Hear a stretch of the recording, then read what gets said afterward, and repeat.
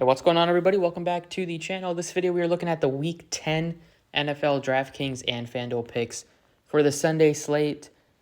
Crates that we're already into Week 10 of the NFL season. Try to get a good week this week. I have 6 plays on both sites that I'm going to be sharing that I like a lot at the position. So we'll go ahead and get into it. For the videos, please share the like button, subscribe if you have not already. You can check out other links in the description. So this week we have only 3 games at the 4 p.m. and later slate. All the others are at 1 o'clock on Draftkings. It's 1, 2, 3, 4, 5, 6. It's a 10-game slate. Quarterback position, you have Jalen Hurts. Eagles are on a roll last few weeks. Hurts has been playing really well. Rushing touchdowns now. He has 6 in his last 3 weeks. Going up against Dallas, going to be without Dak for an extended period, maybe the rest of the season. Who knows? Like Hurts, price tag is expensive. You can go down a little bit to Josh Allen, who's also been good fantasy-wise. Only 2 interceptions on the season for him. He doesn't have as many rushing touchdowns as you would have thought. Only 3, and 2 of them were in the first week of the season. So maybe that's something you can get going. The matchup is good against Indianapolis bottom 5 in pass, and one of the worst rush defenses too. So I gotta like Josh Allen. And then you got Jaden Daniels, tough spot going up against the Steelers defense. Probably like the other 2 quarterbacks better than him given the matchup. 6K range, Mahomes. Now that he got Hopkins, he had a great game with those 2 last time out. Tampa Bay's defense has been giving up yards and points, so we'll see what he does against Denver's defense, a little bit better. But you got to like him. He's at home. Easy to stack him with Kelsey or stack him with Hopkins this week. Looking even cheaper than that, in the low 6K range, you can take a shot on Sam Darnold against Jacksonville's terrible defense. $6,200. Obviously, you can stack him with Justin Jefferson, pair him with his running back, Aaron Jones. Going into the 5K range, you have a few options here that could look interesting. Looks like Lawrence is going to miss, so take him out. You got Mac Jones sitting in the low 4,000s. I kind of like Herbert this week just for the value. He's only $5,200. The Chargers have been throwing a little bit more than they were at the start of the season. So, first 4 or 5 weeks, he didn't top 27 pass attempts in any of the games, and he's done that in each of the last 4 games, throwing over 32 in 3 of the 4. So they're throwing the ball a little bit more, which is good. The matchup isn't anything great against Tennessee, but he's at home. They've been playing well. Their offense has been actually putting up some points and moving the ball downfield. He has good connections with McConkey. He's in big games from Palmer and from Johnston last couple weeks. So I think at this price tag, I'm going to take a shot on Justin Herbert. The team total is still in the low 20s, so it's not, I think it's like 23 something. So expected to put up at least a few touchdowns. I think Herbert gets you a couple touchdowns. He can use his legs a little bit. We saw him rush for 50 yards. Not going to rush for much at all, but could surprise you with some points there. But ultimately, I think gets you 2 passing touchdowns, throws over 200 yards, maybe gets you another touchdown somewhere in there. Should hit value at this price tag. Running backs this week, it's going to start with Alvin Kamara for myself. He's only $8,100. The Saints wide receivers are so banged up. So Olave's out. Shaheed is done. He's out. So, and then they're going to be missing Cedric Wilson. So he's out. You have just super limited weapons that Derek Carr is going to throw to. So it's going to be Kamara coming off of a 6-catch game, 9-target game, 9 and 11 targets with Carr the last couple weeks. Going to see probably 5, 6 plus, if not more, catches against the Falcons defense. PPR site like Draftkings, I like the price on him, even though he's a little expensive, but I think it's warranted given just how banged up the Saints are. Other running back plays you can look at are Breece Hall, given the good matchup. It's always tough to trust some of these Jets players, but you got to like Hall at the matchup and can still have good games and probably won't be crazy popular. Other picks in the 6K range, Aaron Jones against Jacksonville. Good spot there, nice price tag. Also like DeAndre Swift, so he's been super consistent after getting off to a slow start with the Bears, so they're utilizing him more in some passing situations. Looking at the targets, 6 catches last game. And he's getting you a good amount of touches in terms of carries. The spot here is good against the Pats' poor defense. They're at home. Hopefully the Bears can their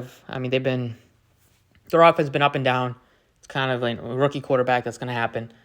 But Swift has been a bit of a consistent piece last few times out, and hopefully that continues and they continue giving him opportunities. Wide receivers, yeah, you got to like Justin Jefferson as your top option this week, especially with no Dak. So Cooper Rush is serviceable, but that's going to hurt Lamb a little bit not having Dak there.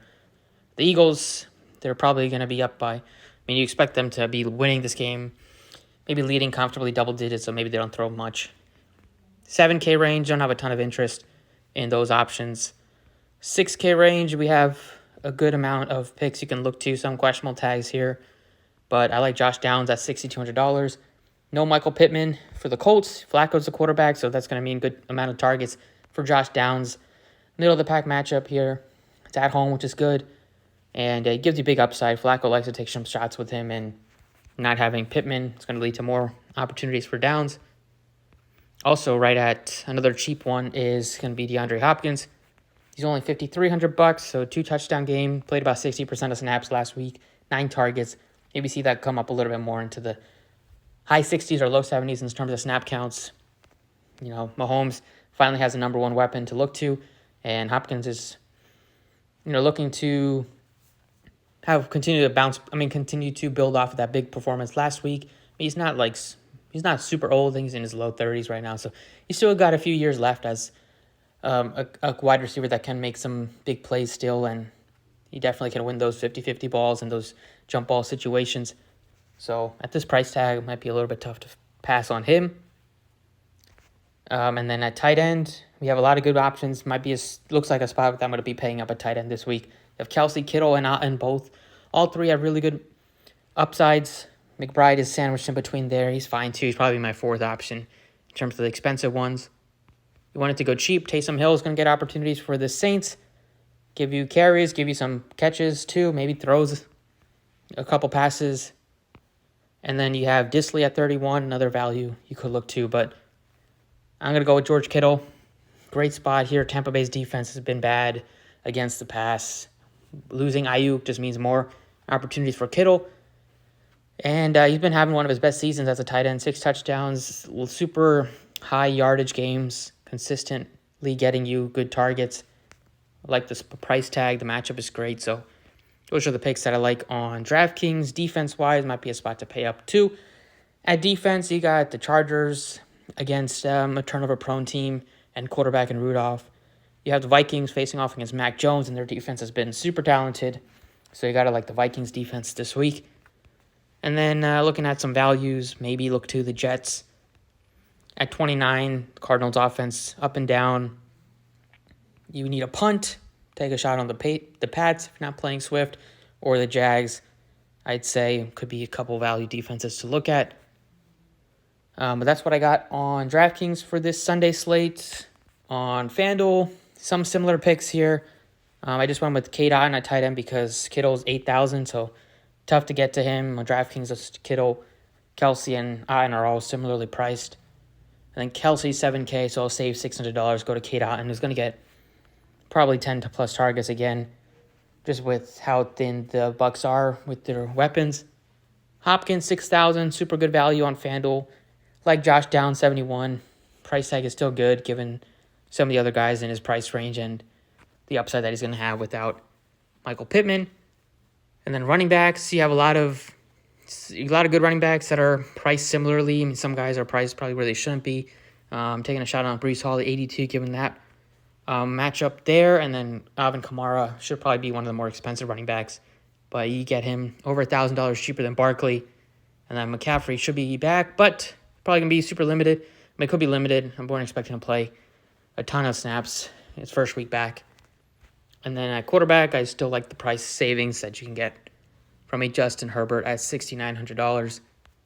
You don't have to stack him if you don't want to, just because he's so cheap. But if you wanted to stack him, you have McConkey, who's cheap on FanDuel. I think he's 63 for McConkey. Defense, same deal. I like the Vikings, Chargers would be my favorites. Value-wise, the Patriots could look somewhat interesting. The Jags could look somewhat interesting just as a pure punt. Defense, they've had a couple of defensive touchdowns two of the last 3 weeks, so they do give you some upside, maybe a special teams touchdown. But that's what I got for week 10. Let me know some other picks that you guys are liking this week. Best of luck if you're going to be using some of these plays, and I'll catch you all next time.